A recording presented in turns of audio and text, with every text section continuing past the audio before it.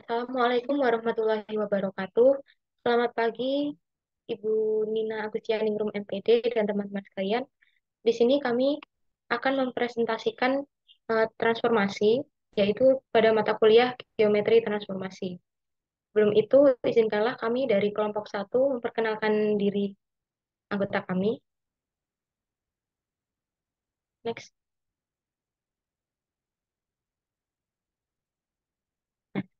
Kami dari kelompok satu yang beranggotakan, yang pertama ada Mbak Lia Maimuna dengan 3 digit NPM terakhirnya 048, kemudian ada Mbak Devi Nasiska Mega dengan 3 digit NPM terakhirnya 059, kemudian saya sendiri Aufa Diva Widyadani Palupi dengan 3 digit NPM terakhirnya 083, dan yang terakhir Mbak Siti Dea Nurrohmah dengan 3 digit NPM terakhirnya 099.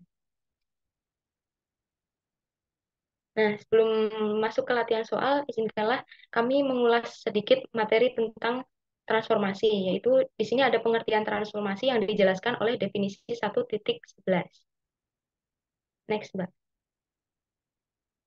Nah, setelah kita mengetahui transformasi itu, hal-hal yang perlu kita ketahui lagi yaitu komposisi transformasi. Ini terdapat definisinya mengenai komposisi transformasi dan juga beberapa teorema-teorema yang berkaitan dengan komposisi transformasi. Next, Mbak.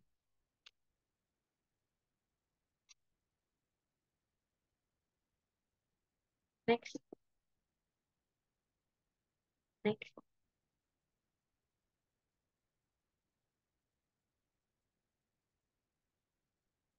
Nah,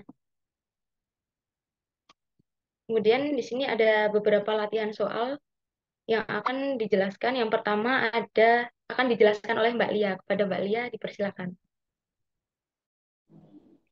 Baik, terima kasih Mbak Diva atas kesempatannya. Di sini saya akan menjelaskan latihan soal nomor 1.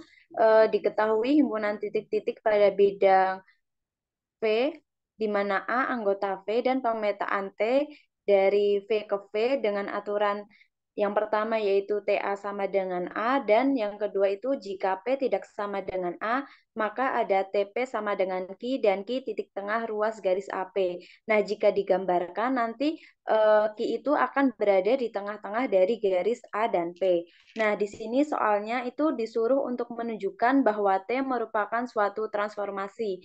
Nah, sebelumnya diketahui dulu untuk menunjukkan syarat suatu transformasi, maka ada syarat yang harus dipenuhi. Yang pertama yaitu T adalah sebuah fungsi dan T adalah fungsi bijektif, di mana fungsi bijektif itu T merupakan fungsi surjektif dan injektif. Nah, yang pertama kita akan menunjukkan bahwa T adalah suatu fungsi surjektif. Pertama, kita akan mengambil sebarang titik C anggota V. Jika C sama dengan A, maka jelas bahwa TA itu sama dengan A. Dan jika C tidak sama dengan A, maka akan terbentuk sinar garis AC, sinar garis AC. Nah, pada sinar garis AC itu terdapat tepat satu, kita misalkan dengan B. B itu anggota dari sinar garis AC itu, sehingga nanti komposisinya itu akan menjadi A, B, C. Di mana jika nanti AC-nya itu digambarkan, B itu akan berada di tengah-tengah dari sinar garis AC itu. Nah, jadi panjangnya itu akan menjadi AB sama dengan BC. Hal ini itu berarti terdapat titik B anggota V sehingga TB itu sama dengan C. Dengan kata lain, pemetaan T merupakan pemetaan yang surjektif. Nah, kemudian kita akan membuktikan bahwa T itu adalah suatu injektif. Nah, di sini kita akan mengambil sebarang dua titik, yaitu anggota E dan F, anggota V dengan E tidak sama dengan F. Kemudian dibentuk ruas garis AE dan AF. Nah, pada ruas garis AE ini kita misalkan juga titik B. Nah, titik B itu akan berada pada tengah-tengah juga garis AE karena B itu kan anggota dari AE, sehingga nanti panjang dari AB itu akan sama dengan panjang dari BE. Nah, sama halnya dengan AE nanti AF itu juga kita misalkan ada tepat satu titik yaitu titik D. Nah, titik D itu akan berada di antara garis titik A dan titik F, sehingga nanti akan menghasilkan AD itu sama dengan DF. Nah, karena E tidak sama dengan F, berakibat juga B tidak sama dengan D. Dengan kata lain, TE itu tidak sama dengan TF. Nah, jika eh, E tidak sama dengan F berakibat TE tidak sama dengan F, maka T itu terbukti injektif. Nah, tadi kan udah terbukti yang surjektif dan injektif, maka bisa dibuktikan bahwa maka terbukti bahwa T itu adalah suatu transformasi. Sekian dari saya kembalikan ke moderator. Baik, terima kasih Mbak Lia atas pemaparan materinya. Kemudian yang selanjutnya ada soal kedua yang akan dijelaskan oleh Mbak Devina. Kepada Mbak Devina dipersilakan. Baik, terima kasih moderator atas waktunya. Jadi di sini saya akan menjelaskan mengenai latihan soal tentang komposisi transformasi. Nah, untuk soalnya itu adalah diketahui transformasi T1 yaitu X aksen dan Y aksen sama dengan X aksennya itu min X dan Y aksennya itu Y, dan T2 itu X aksennya itu X aksen dan Y aksennya itu setengah Y aksen. Nah, untuk soalnya yaitu tuliskan rumus T2 bundaran T1 dan kenakan pada garis G sama dengan X plus Y sama dengan 0. Untuk penyelesaiannya sendiri yaitu eh, T sama dengan T2 bundaran T1 itu maksudnya nanti nilai T1 itu kita masukkan ke T2 sehingga menghasilkan X aksen-aksen dan Y aksen-aksen sama dengan min X dan setengah Y.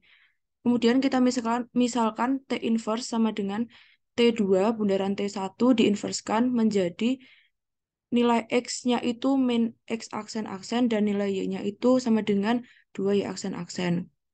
Lalu kita substitusikan T inverse ke garis G, persamaan garis G yaitu X plus Y sama dengan 0, maka eh, menghasilkan kita substitusikan nilai X dengan X aksen-aksen dan nilai Y dengan 2 Y aksen-aksen sehingga menghasilkan X aksen-aksen plus 2 Y aksen-aksen sama dengan 0 dan 2 Y aksen-aksen min X aksen sama dengan 0. Sehingga setelah melalui perhitungan akan kita dapatkan nilai Y aksen-aksennya itu sama dengan setengah X aksen.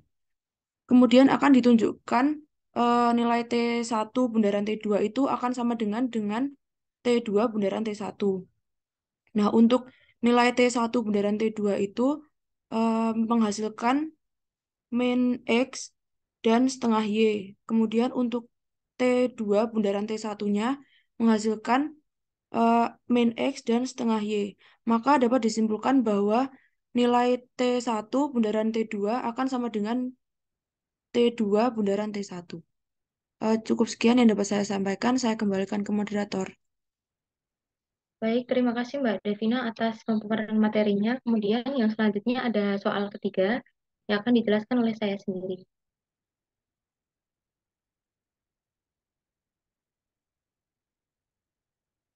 Next, Mbak. Nah, pada soal ketiga, pada sebuah sistem sumbu ortogonal ada garis G yaitu himpunan X, Y di mana Y itu sama dengan X dan garis H di mana garis H merupakan himpunan X, Y di mana Y sama dengan 0. Nah, soalnya tentukan P sehingga MH bundaran MG dikalikan P sama dengan R itu 2,7. Nah, penyelesaiannya apabila P sama dengan X, Y maka diperoleh berturut-turut ini ruas kanan dan juga ruas kirinya itu dikalikan MG inverse bundaran MH inverse. Menjadi MG inverse bundaran MH inverse dikali MH bundaran MG dikali P sama dengan MG inverse bundaran MH inverse dikali R. Jadi nanti P-nya itu menghasilkan P sama dengan MG inverse dikali MH inverse dikali R. Nah, pada soal diketahui R sama dengan 2,7. Jadi MH inverse-nya itu sama dengan MH. Maka MH inverse dikali R itu sama dengan 2,-7. Sehingga menghasilkan MG inverse, MH inverse R itu sama dengan MG inverse dikali 2,-7.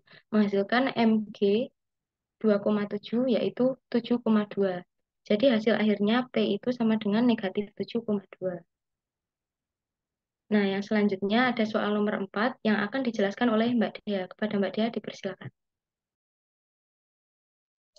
Baik, terima kasih Mbak Alfa Diva atas kesempatannya.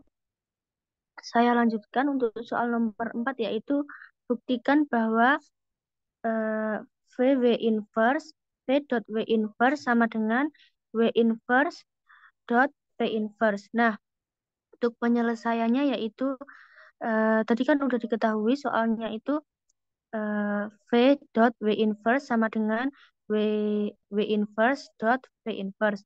Nah, kita ketahui bahwa suatu transformasi itu jika dikomposisikan dengan inversnya maka akan menghasilkan transformasi identitas. Nah, jadi P dot W in P dot W dot V dot W inverse itu menghasilkan elemen transformasi identitas yaitu I. Nah, selanjutnya P dot W P dot W dalam kurung dot W inverse dot V inverse dalam kurung itu menghasilkan P dot dalam kurung W inverse dot W dot W dot V inverse. Nah, itu tuh didapatkan dari teorema 1.4 tentang sifat asosiatif pada transformasi. Nah, kan W inverse dot W itu kan menghasilkan elemen identitas. Jadi kita tulis V dot I dot V inverse. Jadi terus kan V dot I itu kan hasilnya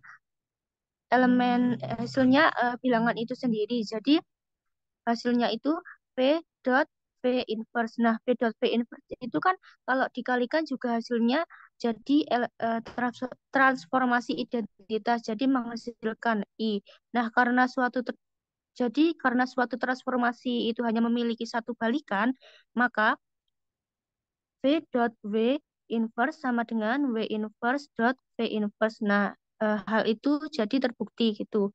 Mungkin itu saja yang dapat saya sampaikan. Saya kembalikan ke moderator. Terima kasih. Baik, terima kasih Mbak Dia atas pemaparan materinya. Kemudian, sekian pemaparan materi dari kelompok kami. Apabila terdapat kurang lebihnya, kami mohon maaf yang sebesar-besarnya.